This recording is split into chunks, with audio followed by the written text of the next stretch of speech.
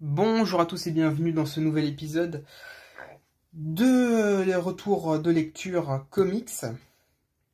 On va parler aujourd'hui de la vision, un peu moins qu'un homme, de Tom King, le grand monsieur qui a fait un run, ma foi, plutôt contrasté sur Batman. Le monsieur qui a écrit Mr. Miracle, Strange Adventures, Rorschach, entre autres. Qu'est-ce qu'il a fait d'autre? L'ami Tom King, Omega Men. Et alors voilà, je suis pas un grand fan de Tom King, pour tout vous avouer. Ah, et si, il a fait le Batman Catwoman, que j'ai beaucoup aimé. Et j'ai aussi beaucoup aimé son Rorschach, voilà. Mais là, du coup, on va parler de la vision. Donc, qu'est-ce que la vision? Et bien, on va suivre la famille de Vision, qui va emménager dans une petite banlieue pavillonnaire aux États-Unis.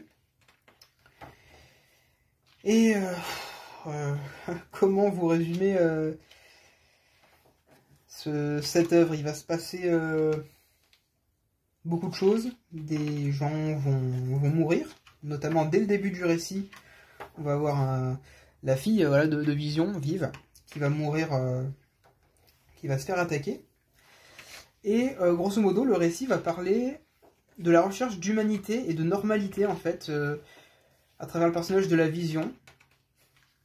Il y a aussi un mystère qui va se développer tout au long du comics sur un personnage, je vais pas vous en dire plus, mais un personnage qui meurt dans des circonstances assez étranges.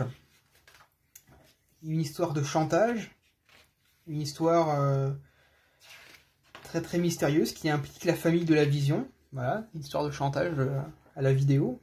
Pas de sextape, hein, mais voilà. Et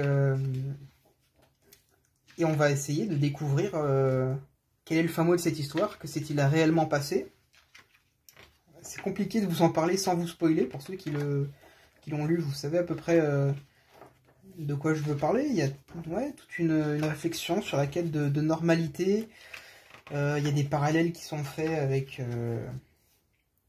avec certains événements historiques réels. Voilà, je pense notamment à cette planche. Comme ça ne doit pas vous dire grand-chose. Mais quand vous le lirez, vous verrez de quoi je parle. Graphiquement, c'est vraiment très propre. J'ai vraiment beaucoup aimé. Scénaristiquement, c'est un travail que j'ai plutôt bien aimé de Tom King, même si je pense que il faut le lire plusieurs fois pour vraiment saisir toutes les petites nuances, tous les enjeux, tous les messages cachés, les différents niveaux de lecture. C'est comme d'habitude avec Tom King, extrêmement philosophique. Il y a plusieurs niveaux de lecture, plusieurs messages cachés. Pas tous faciles à comprendre du premier coup, mais qui se dévoilent à nous une fois qu'on a relu tout ça à tête reposée. Alors, on va avoir une des révélations ici. Et vraiment, ça tient en haleine jusqu'au bout. On a aussi un message assez important, assez intéressant de savoir jusqu'où la Vision est prête à aller pour sauver sa vie de famille, sa nouvelle vie tranquille, dans laquelle il essaie d'avoir un semblant de normalité. Jusqu'où il est prêt à plonger dans l'horreur et jusqu'où ce synthézoïde peut, sans le vouloir, ressembler de plus en plus à un être humain, sans s'en rendre compte. Je pense beaucoup à la fin du récit en disant ça, mais ouais, il y a tout ce questionnement autour de comment paraître humain. Est-ce qu'il est préférable de faire telle ou telle action pour protéger sa famille, pour protéger sa normalité et son semblant de vie de famille? Et certaines de des réponses qu'on va obtenir nous amènent en fait d'autres questions sur justement la normalité. Est-ce que la Vision agit comme un humain? Est-ce qu'il agit comme un robot, comme une simple machine? Comme on nous le dit dans le comics, comme un grille-pain. Il y a souvent cette insulte qui revient de grille-pain. Et ouais, non, c'était une très très bonne lecture, j'en ai un très bon souvenir. Il faut peut-être que je le relise. Il faut certainement, très sûrement même que je le relise. Parce que y a pas mal de trucs qui m'ont échappé.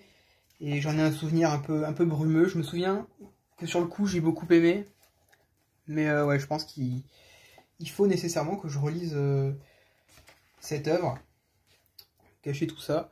Voilà, on a quand même des variantes de cover en grande page. Merci Panini. C'était si compliqué. Et ouais, non, j'ai beaucoup aimé cette œuvre que je vous recommande à 2000%. C'était vraiment très très bon. Peut-être à lire, ouais, comme je vous le disais, plusieurs fois pour vraiment en apprécier tous les petits sens cachés. Mais en tout cas, voilà. Moi, j'espère que j'ai un peu attisé votre curiosité, que je vous aurais donné envie de découvrir cette œuvre. Et puis, bah, je vous dis à la prochaine. Allez, ciao!